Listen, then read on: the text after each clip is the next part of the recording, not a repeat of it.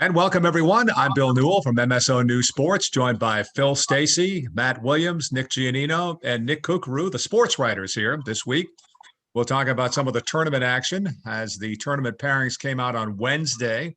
So we'll get to some of those in just a moment. I do want to just mention very quickly the Moynihan Lumber Student Athlete Awards that were held on Wednesday, and the Student Athlete Award winners. I know we did make a quick note of it last week, but Lily Athanas from Manchester, Essex was an award winner. Kyle Adoy of Triton was a winner. They also give out some other special awards. You guys may want to react to that, but a lot from Cooks's area. Yes, exactly. Lisa Olson. 1 year when I couldn't make it, I get 3 people get awards from my area. So, of course. Exactly. Lisa Olson, Community Award, and also Dave Curley, Rockport, coach from Rockport High School. And then Tom Roundy picked up a Lifetime Commitment Award, as well as Lisa Olson. And Tom's from Marblehead, former Salem State Sports Information Director. Great guy. And I think those were the award winners. And also Katerina Rocha came back to speak, won the Student Athlete Award a number of years ago, and now is a coach at Providence, track coach. And so she's had an outstanding career, continues, runner. Nice, and so, nice that they recognized the 2020 winners as well when we couldn't have a banquet last year. Yeah, I remember we went to the, I don't know if we were all I don't know if you were all at them, but we went up to Triton where Tyler Godfrey was the winner, and in Beverly where India Emi was the winner from Beverly High School. So, and they were both at the banquet on Wednesday at the Salem Country Club. So, but they did get kind of a short shrift, if you will, from the year of COVID last year, time of year. So, but anyways, congratulations and a special thanks, of course, to Moynihan Lumber for all the that they do to support that piece as well. So a great, very great program, and we've been a part of it for so many years. So there you go. Well, gentlemen, let's begin with some of the tournament action. Matt, I'm going to turn to you and go to baseball. We might try to share our screen a little bit here if we can,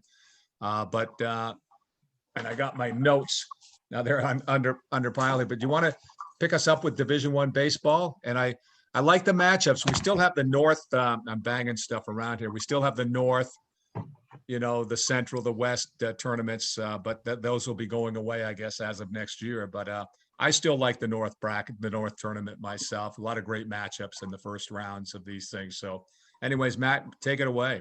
Oh, it's interesting. I mean, so like you said, we'll start right in Division I. Top seeded Medford. I'm not sure how many folks are picking them to win the ship, number 1 seed there. But there's St. John's Prep there at number 4. And, I'm sure that our friends in Peabody are not disappointed to see Lynn English at 3rd instead of St. John's. I'm not sure they would have been looking forward to that matchup should they win their first round match. So I guess those are the 3 teams that we really care about. And the 5 teams, if you include the 2 Lynn's, the former members of the Northeastern Conference. Of course, the Rams are going to renew acquaintances with Peabody there on Friday, and then the winner goes to English. So that's either going to be a Peabody English battle. They had some great battles while they were members of the NEC, or it's going to be an arch rivalry game between classical and English. So that's going to be a great game Monday night under the lights at Fraser, no matter what. And then on the other side is the Prep. I think everybody, we discussed last week, everybody feels like the North is the Preps to lose, regardless of the seed and the record. Thoughts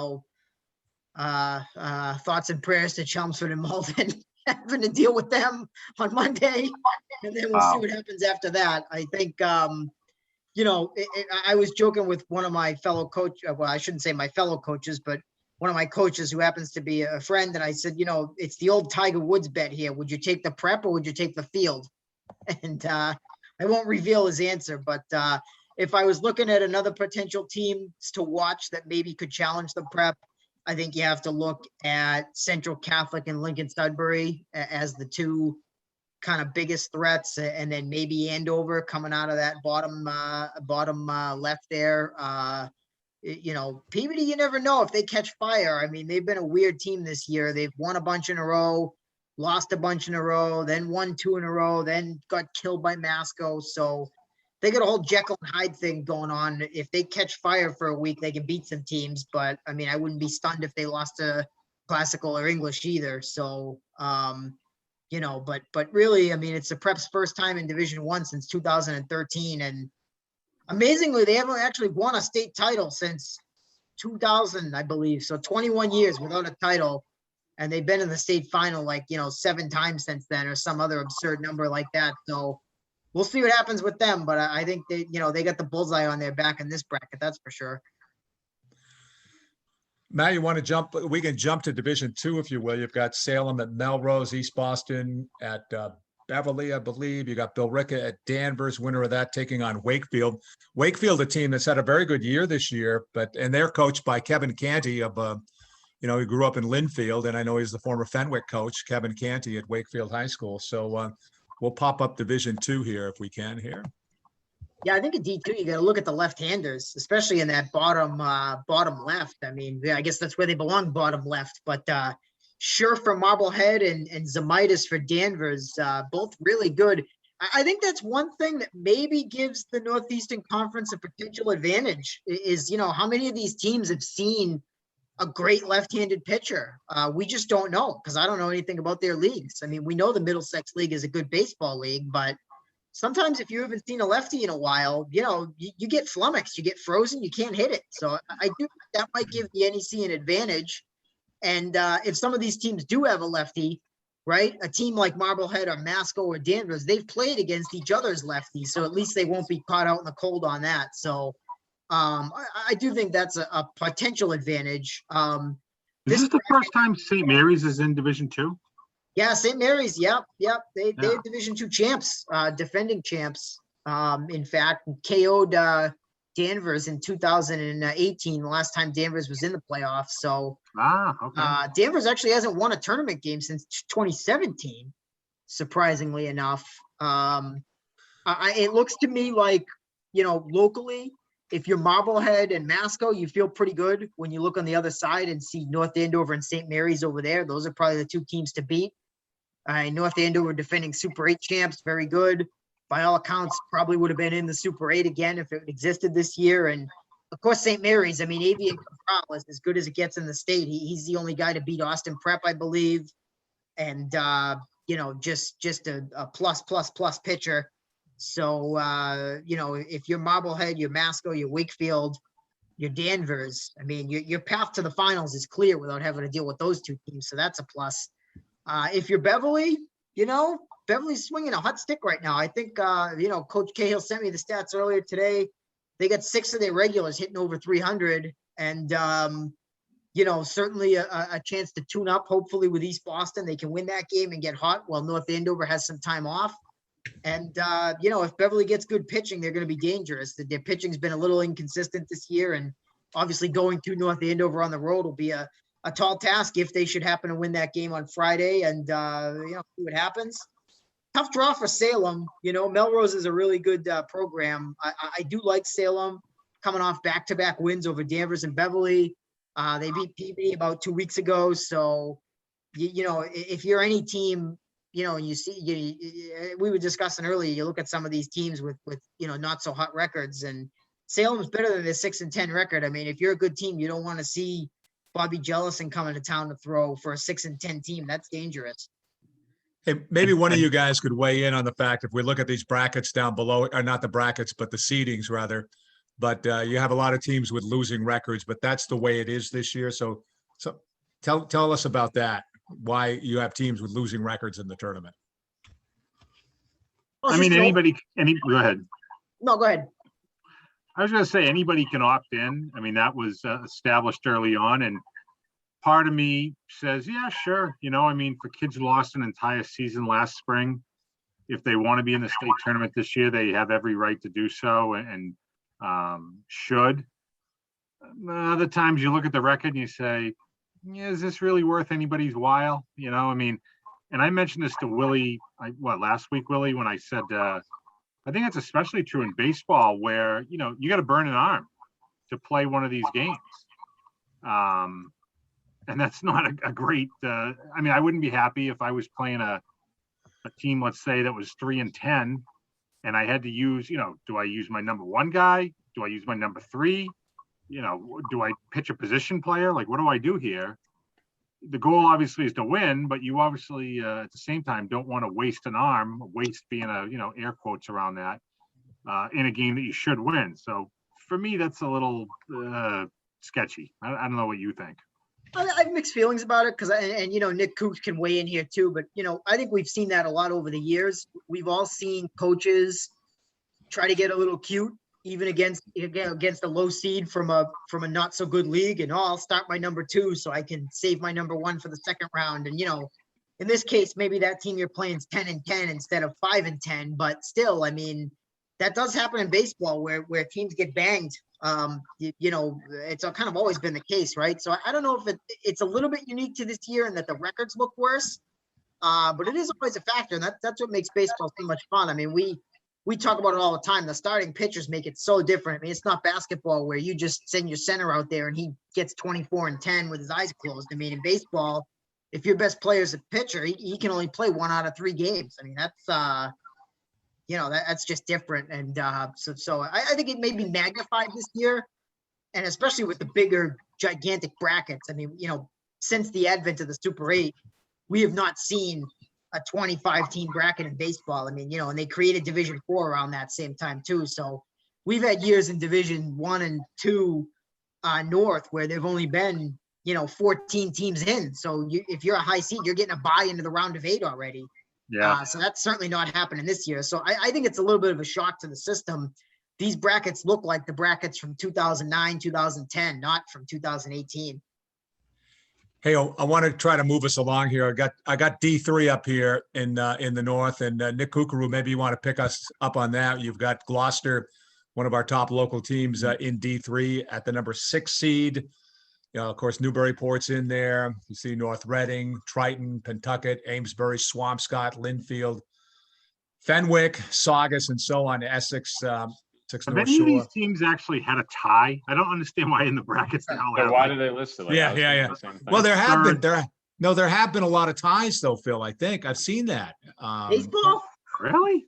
No, I think I've seen that. Well, actually, now that I think about it, it was the Navigators. That was the Yeah. Navigators. Yes, they did. Yeah, you're right. Yeah, they did. They had a Yes, tie. they do, yeah. Yeah, I'm sorry. That's where I saw that. They had a couple ties, I think. That's what I'm thinking. Yeah. Yeah. Yeah, he's right. All right. Uh, Kooks, I don't know if you want to pick up on the fishermen at all.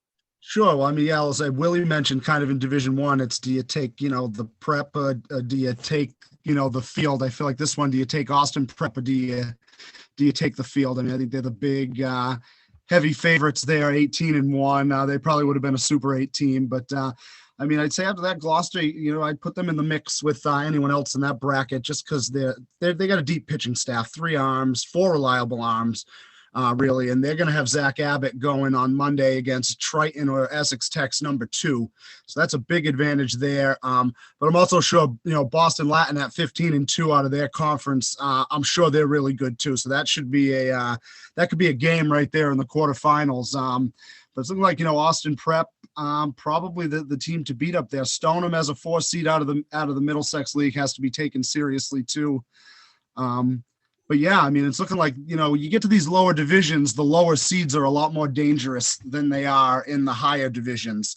So, I mean, a lot of these middling teams here, even in the, the double digits, they got a chance in this bracket because a lot of them play tough schedules and, they're tough to really read by what you see on paper right now.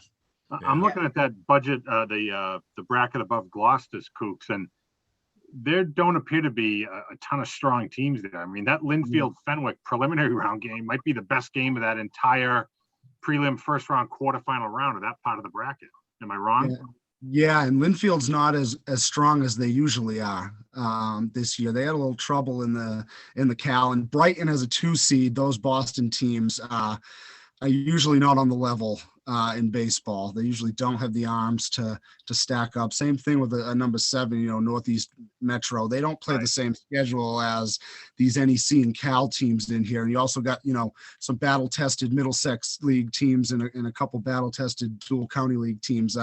You'd have to say those teams are the favorites. I haven't seen Newburyport, but I'm sure they're really good too as a 5 seed playing a Cal schedule.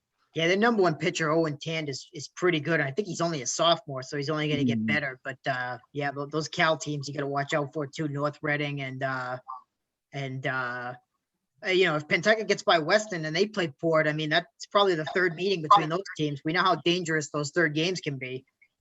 And who was the Austin Prep lost to? St. Mary's. Oh, wow. Okay. In conference, huh? All right. Yeah, they got revenge in the CCL Cup, but they did lose in the regular season one of the games. I think the Cabral kid pitched that one. Oh, okay. Nice. Well, we're spending a lot of time on baseball. We're eating up a lot of time as well, but we don't want to shortchange D4, but here's D4 right here in front of us, where you see Hamilton Wenham as the number 3 seed, Manchester Essex number 5, and Rockport number 7. Georgetown, Winthrop, and Salem Academy also in the mix from the North Shore in that D4 North. Any quick reaction from anyone on those teams? Hamilton Wenham, obviously a very good year, as we've been talking about during this podcast, finishing at 11-4. I just hope they get a scrimmage. They haven't played since last Thursday, so it's going to be 13 days between games for them. That hurt. Yeah. I'd say they're the favorite. Otherwise, Rockport say, and Manchester Essex are very solid. They have deep staffs, so they can't be counted out. But Hamilton Wenham beat them in the regular season. Although Rockport did get Hamilton Wenham last week, so it looks like those Cal teams beat each other up in the regular season, and they're gonna probably beat each other up in the tournament too. Yeah, HW's got great pitching. Offensively, they've been a little bit inconsistent, which is tough come tournament time. Their 4 losses are all low scoring games, 3-2, 2-1, stuff like that. Yeah, and Hamilton Wenham won't play again till Wednesday, right? Another week. Yeah. It's conceivable there could be 4 Cape Ann League teams in the semifinals here. Yeah, Absolutely. Yeah, Rockport got a really good draw there. Yeah. Maddington is 1-12. Rockport has 3 arms. They don't really have a true ace. Kyle Beal, Jake Engel, and Fru Rowan. That's tough in Division 4 for teams to match up with. They will probably get Mystic Valley's ace if they move on, but Mystic Valley has not played the teams that Rockport's played. I'd say same with Snowden as well, right? On the other side, number 1 there. Yeah. Yeah. I mean, In- they're just in going name by only. record, but HW did lose to them Dangerous in 2 the years first ago. round. all right. Bill. I'm looking at the clock here. So we have probably about 10 minutes left. So we ate up a lot of time on baseball, which is fine. But Phil, why don't you take a quick note to boys lacrosse? If possible, I'll pop in a bracket or 2, but we'll probably try to move it along so we can get to boys and girls lacrosse and maybe a note on softball. Yeah. Yeah, sure. So Sounds just good. real quick, Division 1 North, St. John's Prep is the number 3 seed. Again, this is all based on records. So they are 3 with a 1 loss to BC High that they got revenge for the other day in the Catholic Conference Cup emphatically. They won that game. They have to be one of the favorites, I think, with either Lincoln Sudbury or Acton Boxborough. Could be looking at a potential weekend matchup with Peabody, which would be the second time in 2 playoff years they'd be meeting. Peabody's got Westford Academy on Friday at home. Peabody's had a nice season, 11-3. 2 of their losses to unbeaten Marblehead, so they're a real strong team. Peabody St. John's Prep game would draw a lot of interest there. That's all we have in Division 1 North. Division 2, you have Marblehead, which is undefeated. They won a coin flip with Reading. Both teams are 13-0. Marblehead's the number 1 seed. Masco, you mean? Say again? Masco? Marblehead. Oh, okay. I'm looking at the. I'm looking, Looking at at the girls, thing, Nick. Yeah, Girls yeah, talking boys. They're playing, I believe, on Monday. I think I saw. Most teams are playing Sunday, but they play on Monday. So the Magicians are looking to keep their best record in school history. They've never been undefeated before. They're looking to keep that rolling a little bit. Beverly is in the state tournament. They are going to Burlington for a prelim game on Friday. nice first season for head coach Matt Reardon and his team, 7-7. I think they've overachieved. So, I think anything they do from this point on is the proverbial cake. They've done really well. Tough draw for Masconomet. They got to play at Bill Ricker. Bill Ricker, a very good team, better than their record would indicate, I think, at 9-5. Still a good 9-5, but a really good Indians team up there. Danvers has got a nice draw. They play 0-12 Malden Catholic, and I think, head coach Wes Chittick, when I talked to him, said we need to be cognizant. They play in the Catholic Conference. They play St. John's Prep. They play BC High. They play Xaverian. So they're seeing the cream of the crop in the state. But you would have to think that is an advantageous bracket for Danvers, and then they'd host the winner of Wakefield and North Reading, which I would think would be Wakefield on Sunday. So that's all of our teams there. Division III North, third meeting of the year between Ipswich and Hamilton Wenham. They split their first two meetings, although technically Hamilton Wenham had to forfeit their early season win over Ipswich. Ipswich won both of those. Ipswich is 10-1. They are the number 3 seed. Essex Tech, the number 2 seed. Great season for Sean Parsons' team. They're 12-1. They're going to take on Linfield, a game they should win. And the Hawks, believe it or not, this is their 9th, I want to say, postseason trip, and they've never won a playoff game. So they're looking for their first ever playoff win. Should get it against Linfield. I mean, Linfield plays better competition, but this is a pretty good Essex Tech team in Division III. Bishop Fenwick's been on a roll. They're 10-6. They've won 10 of their last. They've won 9 of their last 11 games. They're going to play at Shawsheen on the road Friday. I like their chances, despite being the road team there. And Swampscott has a tough draw with Drake at Big Blue. Went 10-5 this year. Got some nice scores with Jack Russo, Vinnie Palmer, good goalie, and Aiden Bro. But going to be a tough game at 9-4 Drake on Friday night. Nick Giannino, do you want to pick up girls lacrosse quickly with Yeah, us? absolutely. Sure. Yeah.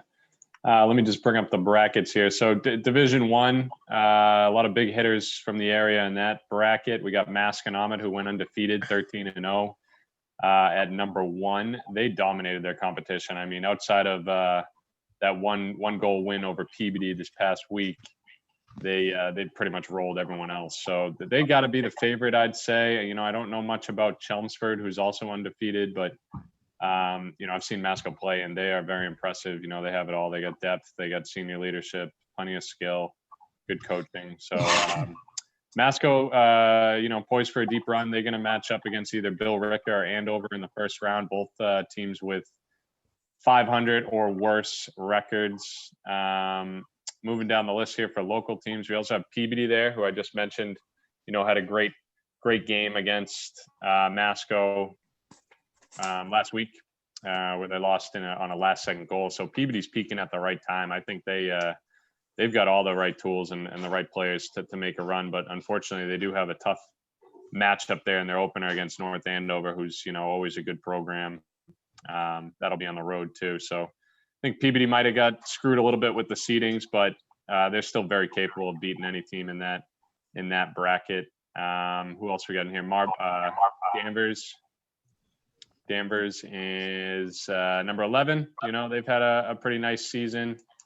And they are on the right side of the bracket there with number 2, Chelmsford. They're going to be playing Tewksbury in the first round, who has only won 2 games this year. So I imagine they advance there and, get a crack at Malden, who only played 6 games this season, at least 6 games that qualified for the tournament.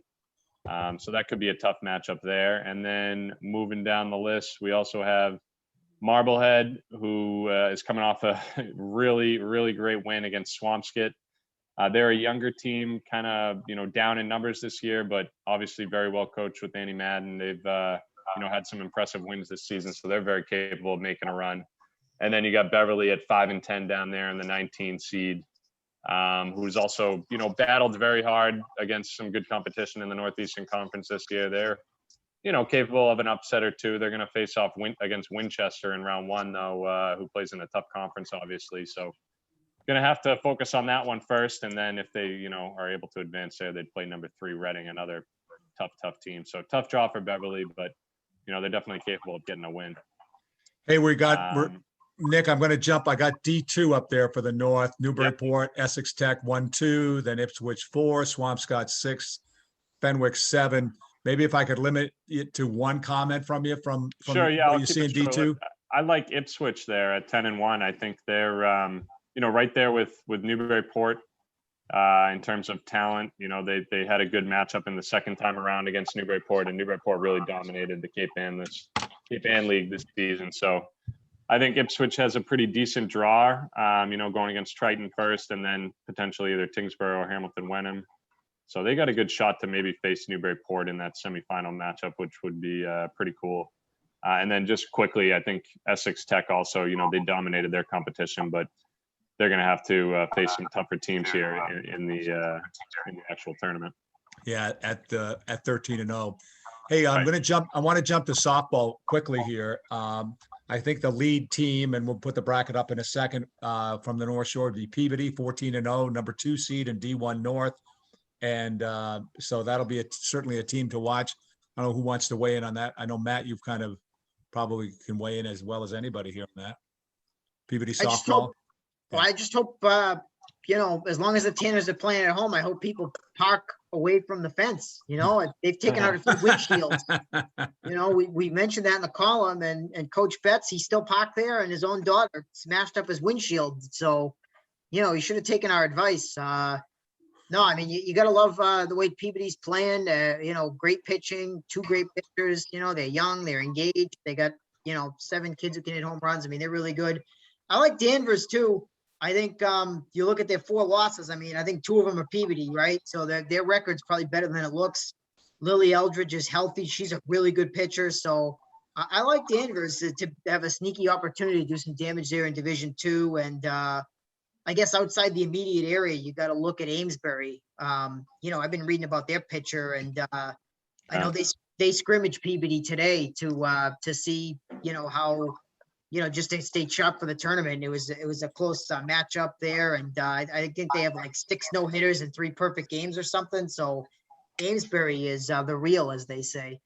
It's not often that, especially in a bracket that big, you're going to get 1 versus 2 in the final, but should that happen, we'd have a Tanner on Tanner matchup, which doesn't happen all that often. So that would be notable. Yeah. I think you got to watch out for Lowell. I read, Matt, our old friend, Matt Langoni, who used to work for Gloucester, wrote a great feature about a Lowell pitcher a couple of months ago that was like, she was really, really good. I don't know if she's still around or if maybe she didn't, pitch a couple of games that they lost, but that's a potential landmine for Peabody as well.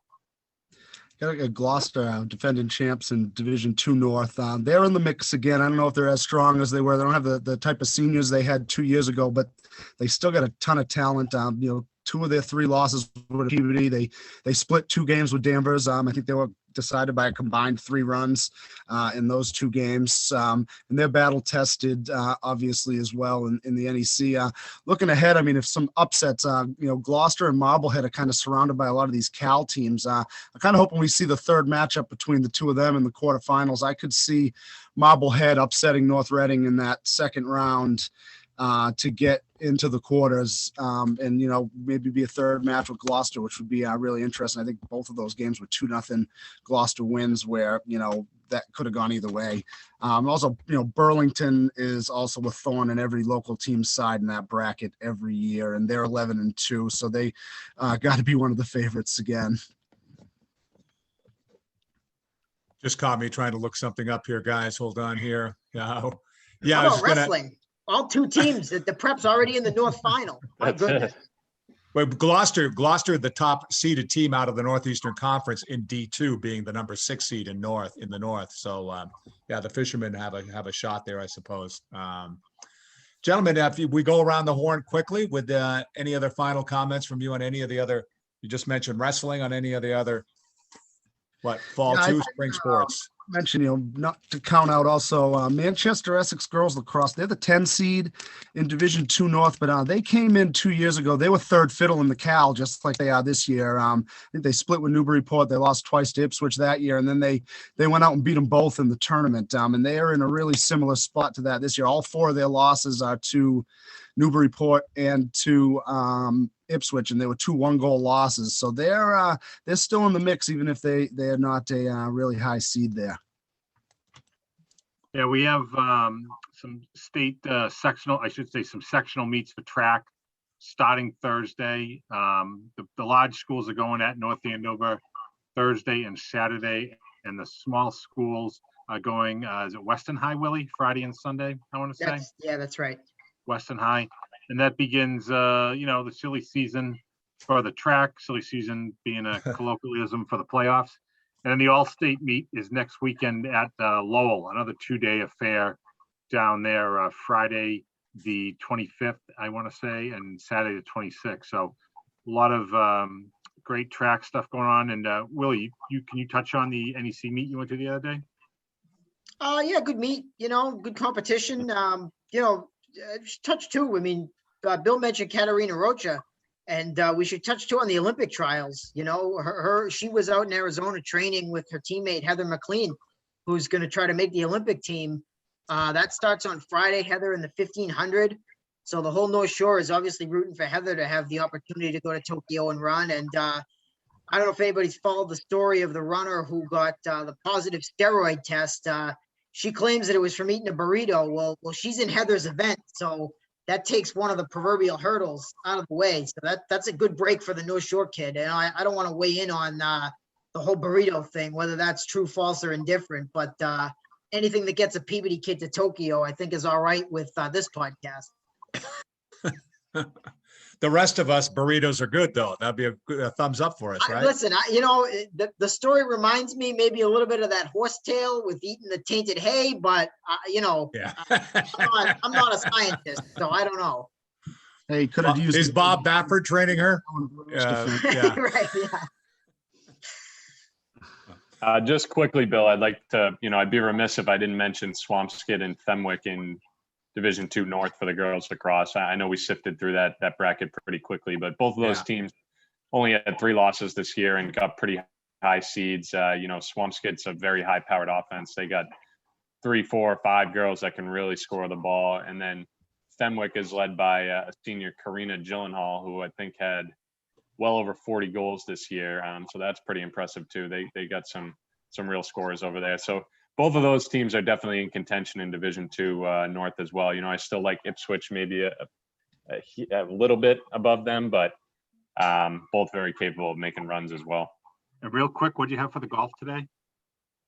Mass Open just wrapped up. We didn't have any locals come out on top this year in the 3-day tournament out in Fitchburg, but Chris Francoeur out of St. John's Prep, very familiar name. He's won a lot of amateur tournaments and mass golf stuff over the years. He did finish in a tie for 9th place, pretty consistent. He went 71, 70, 69. So seems like his game's in a good spot. He'll be heading out to Louisville in the fall for a 5th year of golf before, maybe making his way to the tour someday soon here. But he will not be going to Tokyo for the Olympics. Not be in Tokyo. We know of. Is golf an Olympic sport? I mean, they could add it, right? They could. Hey, if Tiger and Phil want it, They maybe. should. Burrito eating could be an Olympic. There I mean, you go. Jason Tatum's going, right? So Yeah. That's right. First Celtic since who, Bill? Or who, Phil? Me? Yeah. Yeah, first Celtic to play on Team USA since who? Paul P.S. Larry Bird. Really? Yep. Oh, okay. they should take Connaughton. There'll be a prep guy in there. Yeah, right. Take Yastrzemski too. Why not? If Nah, they Budenholzer's kicked coaching. baseball out of the Olympics, right? It wasn't. Yeah. True. Maybe the World Baseball Classic roster. Hey, on that note, great stuff as usual. A lot of great information. It looks like you guys are going to be busy for a few more days here in the month of June. But great talking with you, and we'll check in Better again than soon. last June. That's for Yes, sure. much better than last June. You're right.